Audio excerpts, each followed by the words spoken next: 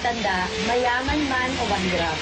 Walang imposible kung sisikatin nating manalig, mangarap ang abutin ang mga bituin. Magandang hapon po sa inyong lahat. Ako po si Bernadette Zambrano. Handog po namin ang isang oras sa punong-puno ng kwento ng puso, pangarap at pag-asa. Ito ang wish ko lang. Hangat po namin na kayo'y mapaligaya. Isang guro ang nag-wish para sa kanyang estudyanteng upod ng talino at galing sa kabila ng hirap ng kanilang buhay. Lalong naantig ang puso ni Ma'am nang malaman niyang nasunog ang munting tahanan ng masipag na mag-aaral na si Leo. A beautiful mind, a way with numbers, at child genius.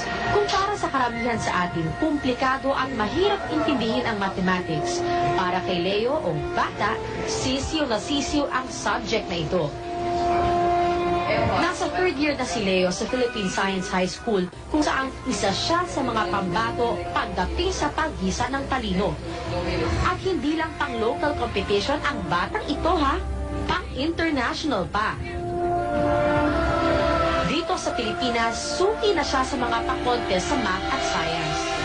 Nakasali at nanalo na rin siya sa mga kompetisyon sa Beijing, Hong Kong, Canada, Australia at Amerika.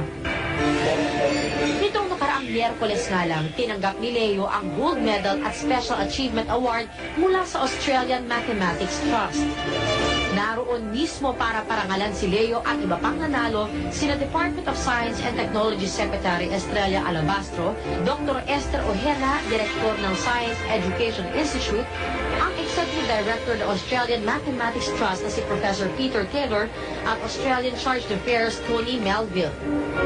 Paano ka ba naman hindi bibilib? Halos kalahating milyong estudyante mula sa 40 bansa ang nakilahok sa contest na ito. At isa si Leo sa natatanging 50 tumanggap ng medalyang ginto. When I was about 4 years of age, I hated mathematics as much as